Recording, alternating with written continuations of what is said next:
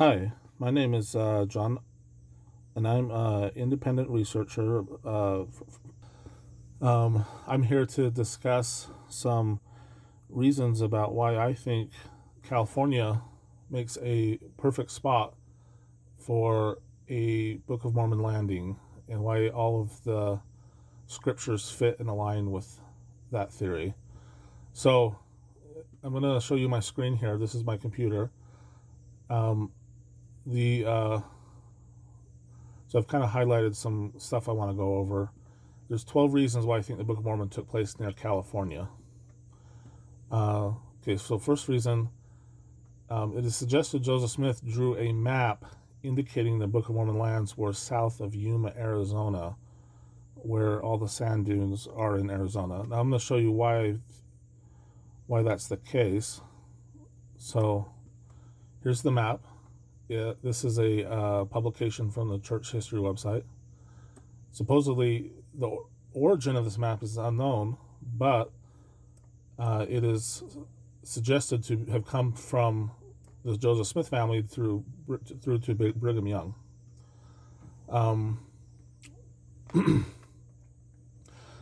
Now, the timing of this map was probably made after 1843, because if you can see here, I'm going to show you some things with my mouse pointer. If you can see here, it mentions the Kinderhook plates, and those were found in 1843. So likely Joseph Smith drew this map after 1843. Now, if you go down here, there's a note here that says Sand Hills in Arizona, in southern, I'm not sure what southern part of Arizona, that's what it says.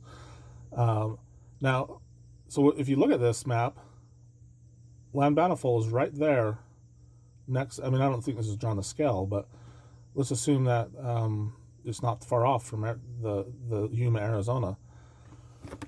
Now, some people might look at this and say, well, it says Central America there, so it has to be further south.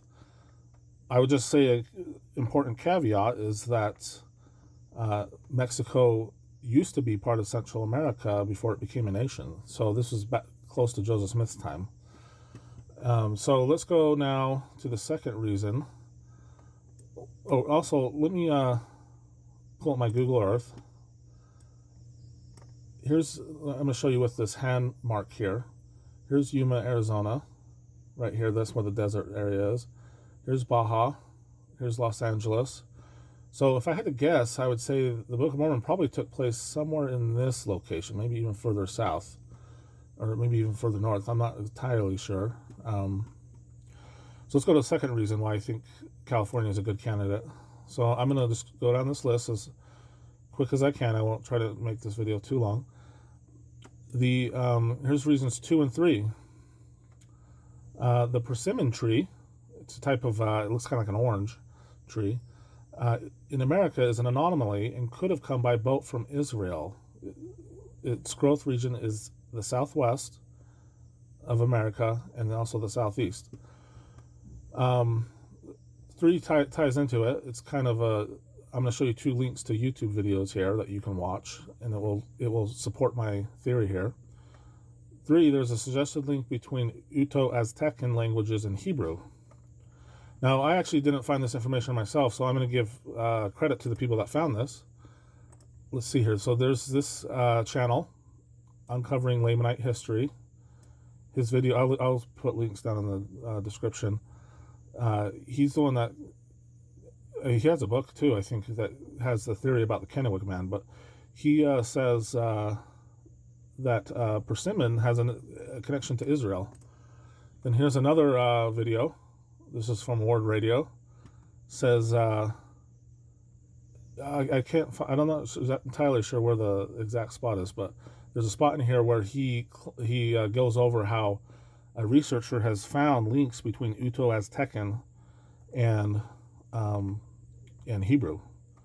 And just so you know, the Uto-Aztecan languages are right here, like spot on, and maybe somewhat down here, down in Mexico, and even in Mexico City.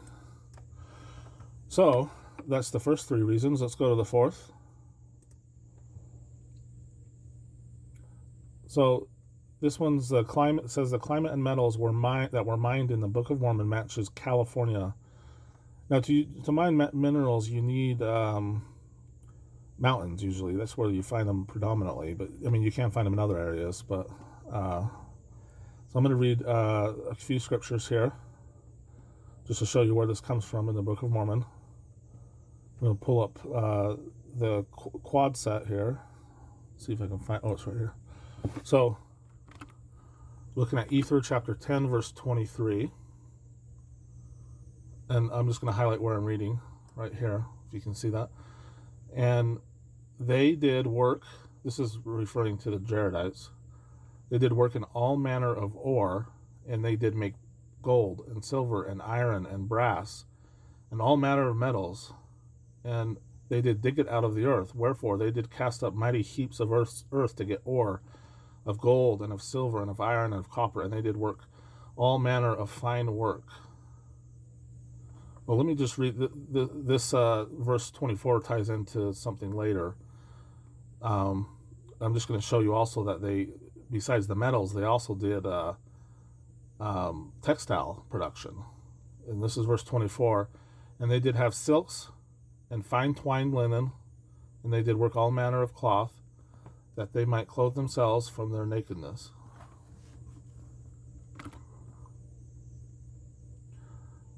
You can also look at Mosiah 11:3. I probably won't read that. That refers more to the Nephites too. So it shows both the Jaredites and the Nephites did the same textile and mineral productions similarly.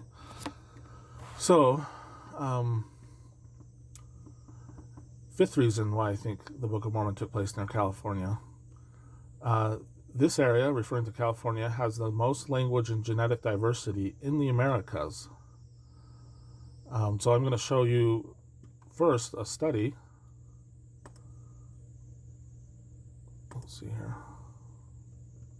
Oh, it's right here. Okay.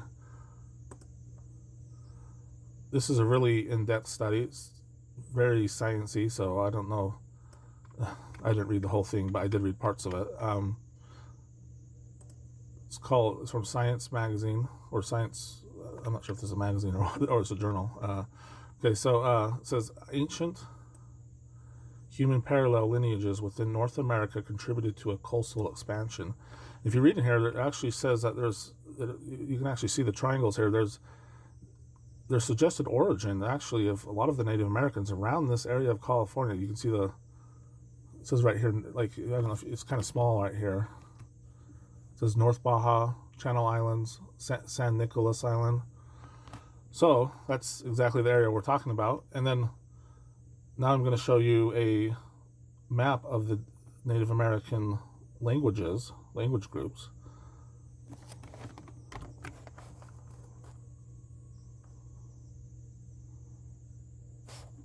Okay, so just hold on here. Oh, there we go. So this is a color-coded map by language groups. So pink is Algonquin, green is Sioux,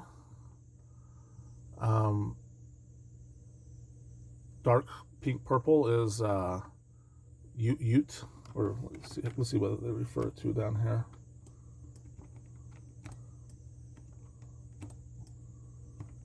Oh, let's see. Oh, there we go. Oh, Aztec. Oh, maybe it's referred to as Aztec to know. Well, anyways. But anyways, if you look at the colors here, I mean, where would you... Let me zoom out here. Sorry, I'm having trouble controlling this. Where would you say the most diversity of colors is, and the most diversity of Native American tribes within a certain region? I would say it's right here in California. Look at all those different colors and all the different names in such a small area. So usually when you look at genetics, the starting location is where the most diversity is. And then when it spreads out, you get less diversity. That's just the way genetics usually work. So California would be a good candidate here for the Book of Mormon. Let's go to reason number 6. The Book of Mormon mentions wild goats. The Channel Islands of California happen to have a large wild goat population. So I'm going to show you something here in Enos, chapter 121. Oops. So let's go to Enos 121. So here's verse 21. And it came to pass that the people of Nephi did till the land and raise all manner of grain and of fruit and of flocks of herds and flocks of all manner of cattle of every kind and goats. And it mentions it twice.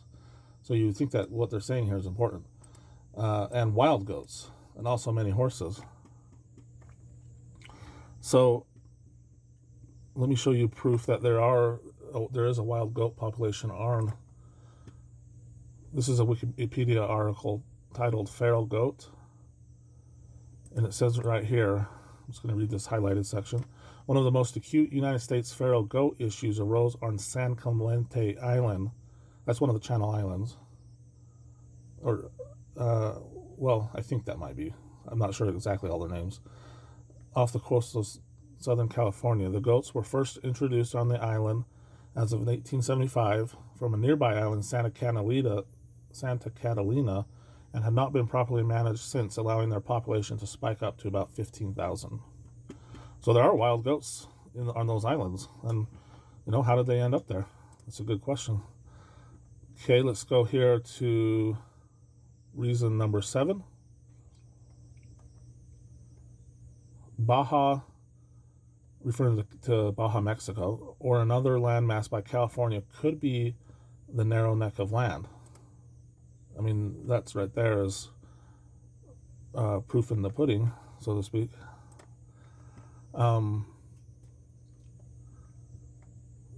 Number 8, the plants such as the mulberry tree. For those of you who don't know, the mulberry tree is used to grow silk and linen. For those of you who don't know what linen is, it's like cotton, but it's tougher. It's a plant-based textile. Can grow in California. And I'm going to show you in the Book of Mormon here in Alma, chapter 1, verse 29.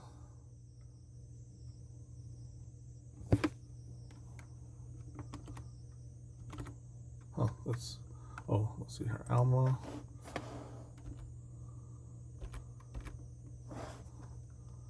Okay, here's verse 29. It's talking about how the church, I'm just going to give you the briefs. It's talking about how the church became exceedingly rich. They had whatever they needed, an abundance of flocks and herds and fatlings of every kind, also gold, silver, and precious things, and abundance of silk and fine twined linen and all manner of good homely cloth. So specifically, sorry if I paraphrased there, I was just trying to get to the important part, but it says right here that they did, both the Nephites used silk and fine twined linen. So what we would want to look at is, where do these two plants grow? So if you look in I'm just going to show you a source here. This is a website called Chico Flax, and it's just you can read this right here or check out the website, or I'll link all these websites in the description. But it just says that you can grow flax in Northern California. That's what I guess that's what the plant looks like. White mulberry. This is the plant used to feed the worms that make silk.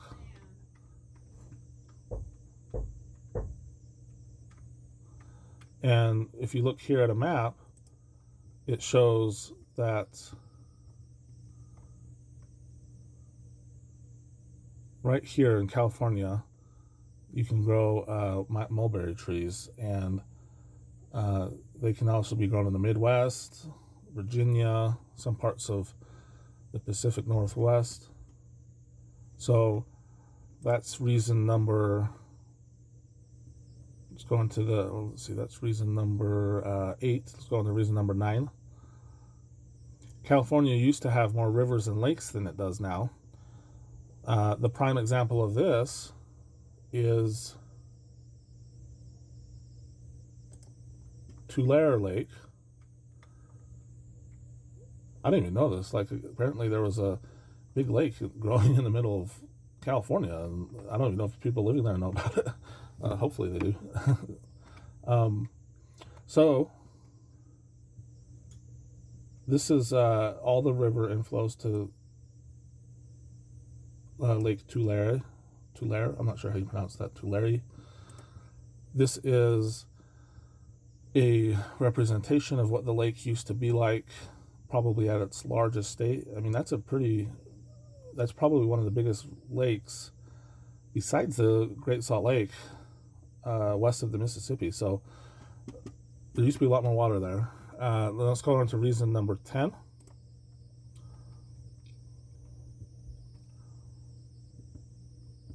Now this one is actually kind of more scientific. For those of you that don't know what a haplogroup is, you can watch my first video. But a lot of people conclude that the haplogroup X came from the east of America, like maybe possibly down the St. Lawrence Riverway.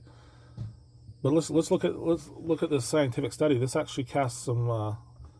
Oops, I opened a new program there. So let's look at a study here that casts some new light on this and gives us a different viewpoint. It's I'm going to read the important part and then I'll show you the title of the study. This is actually one of the best studies I've seen that goes over about the origins of the Native Americans. So if you want to research this one's actually pretty fun to read. I mean, the other ones are fun, but they can become really complicated. Says, here's a sentence I want to highlight. This is consistent with the hypothesis that haplogroup X was first introduced to the eastern part of North America by Algonquins immigrating from northwestern North America. So that's the key part here, is that haplogroup X could have likely come from the northwestern part of America. In fact, in my other video, I kind of go over the origin of Kennewick Man. So the title of this study right here, it's from Science Direct. It's called, there's a title. I'll just let you look at it. Okay, now let's go on to reason number 11. California has some areas that are desolate of trees. Like the land of desolation, there are many areas that could supply cement for cement structures, as written in the Book of Helaman. And the citation for this is Helaman chapter 3, verses 6 and 7. So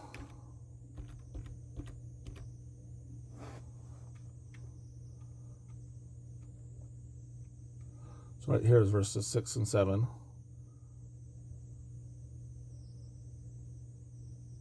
So it says, and now no part of the land, this is referring, I think, to the general area of the land, was desolate, save it were for timber. But because of the greatness of the destruction of the people who had before inhabited the land, it was called desolate. But it does say here that it was possibly desolate of timber, so lack of trees growing there. But, I mean, there were still other features, possibly. Verse 7, and, hold on, so I'll take that off. And there being but little timber upon the face of the land, nevertheless, the people who went forth became exceedingly expert in the working of cement. Therefore they did build houses of cement, in the which they did dwell. So, if you go here to a map of California, this is satellite imagery. So, usually with satellite imagery, if you see the green areas, that's higher areas, mountains where trees can grow easier. Then obviously, well, here's the eastern part. There's a lot of trees there.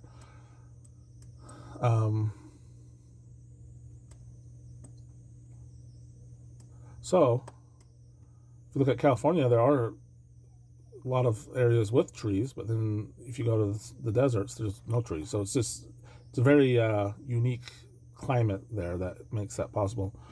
Mediterranean type climate. So, oh, and also cement. I don't know if for those of you who know, cement actually comes from riverbeds. It's usually it's made, I think, predominantly from limestone. But if you look here in California, there are a lot of cement deposits as well. That's actually one reason why I think, well,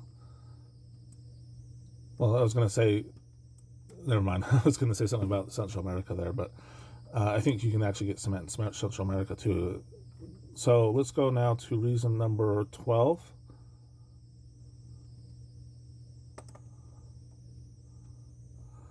Now this is an interesting one.